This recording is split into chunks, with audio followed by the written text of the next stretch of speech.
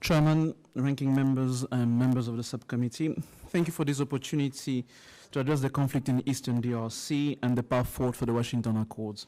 Chairman, abagenzuzi b'icyubahiro n'abagize subcommittee ndabashimiye ku mwanya mu mayo kuvuga ku makimbirane yo mu burasirazuba bwa Kongo no ku nzira y'imbere y'amasezerano ya Washington. Impamvu yanjye nyamukuru iroroshye, umuhati wa Washington n'amasezerano yayo ni intambwe ikomeye mu buhahirane bwacu n'amahanga, ariko intsinzi y'igihe kirekire izaterwa no kubihuza n'undi mugambi wa politike urwanya ibitera kutagira ituze imbere muri Repubulika ya Demokarasi ya Kongo. Ikintu cya mbere ndashaka gushima agaciro k'umuhati wa Washington byongeye byagaragaje inshingano z'u Rwanda mu gushyigikira M23, ibintu byemejwe na ambasaderi wayo hano muri Amerika, nubwo byabaye nk'ubufatanye mu mutekano. Byongeye ref uburyo bushya bwo guhuza ubukungu mu karere bwashimangiye amahoro, guhuza n'iterambere ry'akarere rusange. Ariko ikibazo gikomeye ni ukutagira ibindi bihugu byo mu karere muri uyu mushinga. Hano harimo Uganda n'u Burundi bikiri kwivanga muri Kongo ku mpamvu z'umutekano n'ubukungu. Ikintu cya nyuma, igitutu cy'izi nzego kugira ngo M23 isoke muri Buvira mu ntangiriro z'uyu mwaka n'ikimenyetso cy'ubushobozi bwa politike Amerika ifite ku mande z'iyi ntambara muri iki kibazo. Ikintu cya kabiri, tugomba kumenya uko imishinga itandukanye y'amahoro ihuza umuhati wa Washington ugaragaza ikibazo hagati ya Repubulika ya Demokarasi ya Kongo n'u Rwanda. Icyarimwe umuhati wa Doha watangiye ibiganiro by'ako kanya hagati y'ubutegetsi bwa Kinshasa n'itsinda rya M23. Ibi ni ingenzi cyane, bikaba byemera ko hari imbaraga z'imbere mu gihugu mu ntambara iri kubera muri Kivu, ariko intambwe muri Doha iracyagenda gahoro. Kubera iki? Kubera ko ishingiye ku mbaraga ziva ku muhati wa Washington. Kinshasa irakizera ko igitutu cy'inyuma ku Rwanda kizahindura imbaraga z'ingabo ku butaka. Icyarimwe M23 iracyagena imbaraga zayo z'ingabo hashingiwe ku gitutu Washington izashyira ku Rwanda kugira ngo ikomeze ikibazo ku butaka. Icyarimwe African Union irimo gushaka uburyo bwo gushyira mu bikorwa imyanzuro itandukanye iva muri Doha na Washington. Uku gutandukana bituma habura uburyo bunoze bwo kubazwa inshingano ku mpande zitandukanye, intangiro zifatika zibyagezweho, kandi bigateganya gukumira umuryango wa Afurika yunze ubumwe, umuryango ufite ubushobozi bwo guhangana n'intambara ahibera kubera ko intambara ibera muri Afurika. Icya gatatu, ndashaka ko twagura uburyo tureba iki kibazo. Nubwo kwivanga ku Rwanda mu burasirazuba bwa Kongo ari ukuri kandi bigomba guhagarikwa, nta ruhande ruganisha ku kuba u Rwanda ari cyo kibazo gitera kutagira ituze muri Kongo. Guhagarika u Rwanda gusa ntibikemura ikibazo cyo gukwirakwira kw'amatsinda y'abarwanyi muri Kongo nka ADF imaze kwica abantu amagana hafi buri cyumweru, ariko bikaba bitagaragara cyane, cyangwa kuri Codeco, Red Tabara, Wazalendo, Mabondo iri mu nkengero za Kinshasa. Guhagarika u Rwanda cyangwa M23 gusa ntibizakemura kunanirwa gukemura imiyoborere, ruswa n'inzego zidashoboye, weak institutions, byemera ko amatsinda nk'aya akomeza kubyara ikibazo, kandi intambara ikazagaruka mu myaka mike. Mu myaka irenga 20 izi mpamvu zidakemurwa, niyo mpamvu nyakuri itera kutagira ituze mu gihugu. Nta gushakisha neza kugeza igihe ibi bibazo bizakemurwa neza, amasezerano y'amahoro azaguma ari fragile, n'uvanga azaguma n'ubundi adatanga umusaruro. Kutagira ituze mu burasirazuba bwa Kongo kuva kera bikaba byararenze ku kibazo cy'amabuye y'agaciro.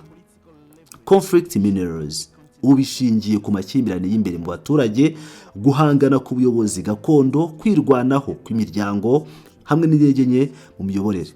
Amahano akenshi akorerwa ku mabuye y'agaciro, ariko siyo atanga icyateza intambara nyakuri. Ikibazo nyakuri si ukurekura cyangwa kuba intambara yahagarara gusa, ahubwo ni ukwirinda ko indi ntambara yazabaho. Bityo kugira ngo Washington Accord igira ingaruka z'igihe kirekire. Abayobozi ba politiki ba Amerika bagomba gufata intambwe ikomeye ikurikira. Cyambere, Leta Zunze Ubumwe za Amerika zigomba gushyigikira ibiganiro bya Kongo byayobowe na African Union mu buryo bugaragara kandi bwihuse. Intego si ukwinjiza Amerika mu kubaka igihugu cya Repubulika ya Demokarasi ya Kongo iteka ryose. Intego ni ugukoresha ubushobozi bwa politiki bwagutse bwa Amerika mu gushyigikira inzira y'ibihugu byose igamije gukemura ibibazo by'imbere mu gihugu, ku miyoborere, kubaka inzego no kunga igihugu. Ibi bigomba kuba bikubiyemo ibintu bibiri bidashobora kwigizwayo. Icyambere, kwinjiza abaturage ba Kongo mu buryo bufatika mu biganiro, nk'uko Chairman Smith na Rep Jacobs babivuze mbere, cyane cyane abava mu nzego z'iyobokamana nka Kiliziya Gatolika ndetse na Kiliziya y'Abaprotesta, kugira ngo haboneke ubufatanye bw'abaturage muri izi nzira. Icya kabiri, gushyiramo ubutabera no kubazwa inshingano ndetse no guhana ubutabera. Iki ntikigeze kibaho mu masezerano yose yigeze asinywa muri Washington. Amahoro adafite ubutabera ashobora gufatwa nk'amasezerano y'ishyaka ry'abakire gusa, bigatera kwigomeka no kwiyongera kw'intambara mu gihe kizaza. Mu gusoza, Washington Accord hamwe na RIF bitanga ishingiro rikomeye ryo gutemura ibibazo by'igihe kirekire muri Repubulika ya Demokarasi ya Kongo. Ariko niba dukemura ikibazo cya M23 gusa n'ibibazo byambukiranya imipaka n'u Rwanda, tuzabuza gukemura indwara y'imbere y'iki kibazo. Amasezerano y'ubufatanye bwa Strategic Partnership Agreement na RIF ntazabaho igihe uburemere bw'imbere mu gihugu bwa Kongo bukomeje kubangamira ayo masezerano. Ubufatanye bugomba gushingira ku nzego z'imiyoborere no guhanwa, uvuga ngo ubwishyu bw'icyaha ntabwo bugomba gushingira ku bantu ku giti cyabo cyangwa politike z'igihe gito. Gukomeza ituze ry'igihe kirekire bisaba kubaka Leta ya Kongo ubwabyo. Iyo Washington process yashyizwe mu rwego rw'ingamba zifatwa na African Union, Amerika ishobora, uvuga ngo iyo Washington process nishyirwa mu rwego rw'ingamba zifatwa na African Union, Amerika ishobora kwirinda gukorera inyungu zayo z'igihe kirekire, gushyigikira ubufatanye bwa strategic na Repubulika ya Demokarasi ya Kongo kugeza ku mahoro azarangwa n'ubutabera kandi arambye. Kuri cobalt n'amabuye y'agaciro, icyizere nuko niba aya masezerano ashoboye gutanga umusaruro wifuzwa, amasezerano cyangwa itegeko rya kuri cobalt ryakorwa imyaka myinshi rikaba ritarakenewe. Ni ukuvuga ko niba cobalt n'andi mabuye akomeje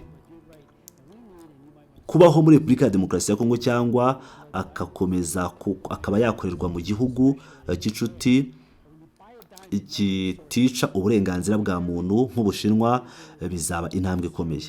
Intego nuko umutungo w'amabuye y'agaciro uguma muri Kongo kugira ngo abaturage cyane cyane abana n'imiryango yabo babone inyungu mbere ya byose. Nubwo umutungo ari mwiza cyane, abantu bashaka kuwufata ku ngufu cyangwa kubeshya barahari. Abantu bashaka kuwufata ku ngufu cyangwa kubeshya barahari. Itegeko ryanjye cyangwa igitekerezo cyanjye kikaba ari ugushyiraho presumption ihinyuzwa ku biva mu Bushinwa, cobalt bidashobora kwinjira muri Amerika. Tuzirikana ko imodoka z'amashanyarazi EVs cyangwa electric vehicles zikorerwa mu Bushinwa zikomeje kwiyongera mu Burayi n'ahandi, ari inyungu ikomeye ya Xi Jinping. Bityo rero arashaka iyo cobalt cyane mu buryo bukabije. Perezida Tshisekedi yabigaragaje neza ko ari kugerageza kubona amasezerano meza kurushaho, ariko nge nemera ko mu gihe Ubushinwa budafite itegeko rihana ruswa mu bikorwa by'ubucukuzi n'ubucuruzi mpuzamahanga nk'iryo dufite twebwe, mwabishingiraho ko bazajya bagira uruhare muri ibi mu buryo burimo ruswa nyinshi kandi buyobya. Ikigaragara nuko abaturage ba Kongo ari baba barakubera ibi. niyo mpamvu nizera ko dushobora gutuma umushinga w'itegeko wacu wemezwa. Nizera ko ayo masezerano azaruta impamvu zatuma tutabikora. Ariko ufite ukuri kandi dukeneye ikindi kandi wenda nawe wabivugaho nk'uko byakozwe ku bijyanye n'amabuye y'agaciro y'amaraso yamenetse y'amaraso blood diamonds nk'uko bayita, gutuma ubu abaguzi b'Abanyamerika by'umwihariko basobanukirwa ko igihe uguze diyama ugomba kumenya aho ituruka. Ntukinjire mu maduka ya Elon Musk ugura imodoka ye ikoresha amashanyarazi EV electric vehicle utazi neza inkomoko y'ibikoresho bigize. Menya icyo ugura. Buri gihe iyo mbonye imodoka zikoresha amashanyarazi mu muhanda, kandi hano hari nyinshi cyane, mpita nibaza abana bangahe n'abantu bakuru bangahe bahohotewe kugira ngo haboneke iyo cobalt ivuye mu Bushinwa. Niba rero hari umuntu ushaka gutwara imodoka ikoresha amashanyarazi, Imana imuha umugisha n'uburenganzira bwe rwose, ariko bigomba kuba binyuze mu ruhererekane rw'ibikoresho rutanduye, no kuvuga ngo supply chain idafite ibibazo cyangwa itanduye, rutari rwarononekaye nk'uko bimeze uyu munsi. Ikindi kandi wibuke ko umaze kutubwira imibare igera ku bana 200,000 bahohotewe n'ubucukuzi bw'amabuye y'agaciro. Ibyo birenze urugero rwose. Abo bana ntibajya ku ishuri, ntibabona indyo yuzuye. Ikindi kandi kiruta ibindi byose, bakaba bakoreshwa nabi n'abo bantu. Ibyo rero ni ikintu wenda wavugaho mu rwego rwo gutuma abaguzi b'Abanyamerika babimenya neza. Twageze no ku baturage b'abaguzi, twageze ku Banyaburayi, kandi barimo kureba ku bijyanye n'itegeko riri kuganirwaho mu nteko ishinga amategeko y'Ubwongereza. Ikindi kandi wagize uruhare rukomeye mu gutuma ibyo bibaho kugira ngo hategurwe umushinga w'itegeko umeze nk'uwacu. Twizere ko dusangiye imikorere myiza. Reka cobalt ituruke muri Repubulika ya Demokarasi ya Kongo, ariko itunganywe mu buryo bunoze, busobanutse kandi butarimo amakemwa na gato. Icya kabiri, ndashaka kubaza ku bijyanye na MONUSCO, igikorwa cy'ingo z'amahoro cy'uyu muryango cyagiye kigira ibibazo mu myaka myinshi ishize, ariko kiracyakenewe. Nkaba narabasuye mu gihe yari iyobowe na Ambasaderi Swing, aho twasanze abana bato barimo gukoreshwa nabi, bashyirwa mu buraya ku gahato, basamanywa ku gahato, ariko cyane cyane bakoreshwa nabi abana bafite imyaka 12 na 13 n'abarinda amahoro ubwabo babasambanya. Niyo mpamvu nakoze ibiganiro 4 byo kubaza no kugenzura nkanumva. Nagiye Igoma ndabasura, ndetse nkaba narabashyiriye ikibazo, nkashyira ikibazo ahagaragara mu buryo bukomeye kandi bunoze, mu buryo bwose nashoboye gutekereza. Ikindi kandi kubwishimwe rye, Kofi Annan yashyizeho politike ya zero tolerance ku barinda amahoro bambaye ingofero z'ubururu ba MONUSCO. Nyuma y'amezi 6 nakoze indi nama yo kugenzura, maze mvuga ko hari zero compliance kuri iyo politike ya zero tolerance. Bityo rero tugomba kwemeza ko abarinda amahoro icyambere basuzumwa neza cyane cyangwa bagenzurwa neza cyane, ku buryo bakora akazi ndetse bakoroherezwa kugira ngo badakora ibikorwa by'ihohoterwa rishingiye ku gitsina, cyane cyane ku bana ariko no ku bantu bose muri rusange, by'umwihariko abagore. Ikindi kandi tugomba kwemeza ko bafite uburenganzira n'inshingano bisobanutse ku butumwa bwabo bwongeye kwemezwa. Nk'uko twese tubizi, byongeye kwemezwa mu Kuboza. Umubare w'ingabo uri mu rwego rukomeye cyane, ariko nanjye nibutsa ko MONUSCO ibigaragaza mu nyandiko zabo z'ukuri, abasirikare babo 304 bamaze gupfa bari mu kazi, banagira n'abapolisi. Bityo rero si igikorwa kidafite ibyago, ariko amategeko abagenga mu mikorere, mu myumvire yanjye, agomba kuba mu buryo bubafasha kuko gushyiraho amahoro aho bikenewe, kandi ibyo bishingira cyane ku buyobozi. nkaba mbabajwe no kuvuga ko igihugu cya Afurika y'Epfo cyakuye ingabo zacyo ziri mu butumwa bw'amahoro. Ntekereza ko ibyo ari urukurikirane cyangwa uruhurirane rw'ibyabaye rubabaje cyane kandi rubi cyane, byatewe n'umukuru w'igihugu cya Afurika y'Epfo. Bari bafite abasirikare barenga gato 700 mu butumwa mu ngabo zigera hafi ku 12,000 zose. Bityo rero ni igihombo, ariko mu gihe habayeho icyerekezo gikwiye cyangwa haramutse habaye icyerekezo gikwiye, kandi mbivuga neza, ubuyobozi bukwiye, abarinda amahoro bashobora koko kugira itandukaniro rikomeye. Twarabibonye no mu bindi bice by'isi, ni wowe nanjye twarabibonye muri Sudani, twarabibonye muri Sudani y'Epfo, aho abarinda amahoro bari bafite amategeko y'imikorere adakomeye bihagije, maze ibintu bibi bikabera imbere yabo babireba. Ibyo mbivuze nk'ingingo zo gutangiriraho gusa, ariko ndibutsa buri wese ko 70% by'amabuye ya kobalti ari ku isi hose aturuka muri Repubulika ya Demokarasi ya Kongo, kandi hari n'abavuga ko uwo mubare urenzeho. Ikindi noneho, Kongo ishobora kubyara umutungo mwinshi cyane. Reka uwo mutungo wose ugaruke ku baturage ba Repubulika ya Demokarasi ya Kongo.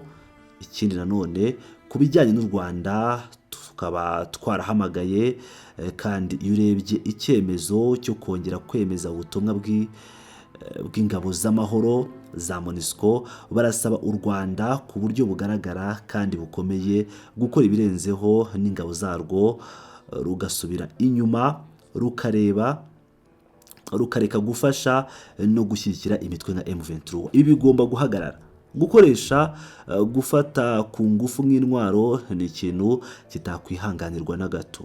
Wavuze kuri Ethiopia, kandi twarakoranye muri icyo kibazo. Wowe Tony, ni wowe wari wabigizemo uruhare rukomeye hamwe na Ambasaderi Hall mu myaka yashize, ariko ndibuka igihe twamenyaga ko Mengistu yakoresheje ibiribwa nk'intwaro, kikaba ari kimwe mu byaha bikomeye cyane kandi byanditswe neza mu mateka. Ibiribwa byakoreshwaga nk'umutego wo gukurura abantu, hanyuma bakabica. Abantu bangahe bapfiriye muri Ethiopia, byari amahano ateye ubwoba. Bityo rero ndagushimira ku buyobozi wagize muri icyo kibazo.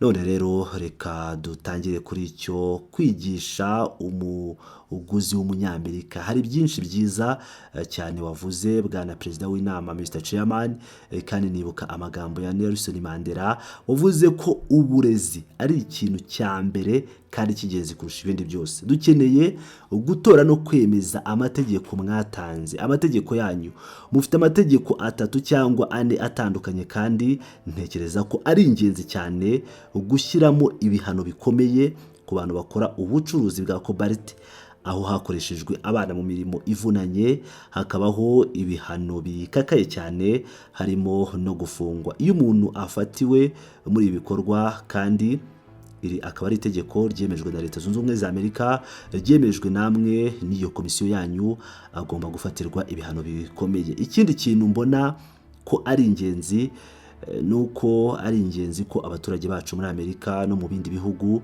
dukorana nabyo, cyane cyane mu Bwongereza no mu bihugu by'i Burayi, ko abaguzi bacu bagomba kumenya ko telefone zabo za iPhone, za battery n'imodoka zikoresha amashanyarazi, byose bikozwe hakoreshejwe kobalti. Kandi nk'uko wabivuze, 70 kugeza kuri 80% by'iyo kobalti biva mu Bushinwa, kandi igice kinini cyabyo gikozwe hakoreshejwe imirimo y'abana. Abantu bagomba gutangira kwibaza ikibazo gikomeye: niba iyi telefone ya iPhone ikozwe hakoreshejwe kobalti ifitanye isano n'imirimo y'abana, noneho sinzayigura. Ibyo nibyo twakoze ku bijyanye n'amabuye y'agaciro yamenetseho amaraso, Blood Diamonds. Murabizi sosiyete ya De Beers yamamaje cyane igitekerezo cy'uko diyama ari inshuti magara y'umugore. Mu by'ukuri byageze no ku mugore wanjye, nagize akazi katoroshye cyane kumwumvisha ko diyama atari inshuti magara y'umugore igihe zivuye mu mabuye yamenetseho amaraso. Ariko kuri nuko igihe twaba tubashije kwigisha abagore, igihe baba bajya mu maduka y'amabuye y'agaciro, bakajya muri quartier, bakajya mu maduka ya De Beers no mu yandi maduka y'imirimbo, bakabaza bati aya mabuye ya diyama ese ni amabuye yamenetseho amaraso, ese aturuka mu bihugu nka Sierra Leone na Congo n'ibindi bihugu nk'ibi aho abahezanguni bayakoresha mu kwica abantu. Igihe twatumye abagore batangira kubaza ibyo bibazo mu maduka, ubwo butumwa bwasubiye muri Congo no muri Sierra Leone maze birahagarara, amabuye yamenetseho amaraso arahagarara, banashyiraho gahunda ya Kimberley Process. Ubu rero amabuye yamenetseho amaraso aho Amerika yaguraga hafi 60% yabyo, ubu byageze hafi kuri 1% gusa, kandi ntekereza ko ari nako bigomba genza kubijyanye na cobalt, ariko bagomba kugenza kujyanye na cobalt. Dukeneye kwemeza amategeko akomeye ari muri iyo mishinga y'amategeko yanyu. Nanone dukeneye kwigisha abaguzi bacu bagomba kubaza ikibazo niba iyi telefone ya iPhone n'iyi batiri bikozwe hakoreshejwe cobalt, kandi igice kinini cyayo kikaba cyaratunganyijwe binyuze mu mirimo y'abana, noneho sinzabigura.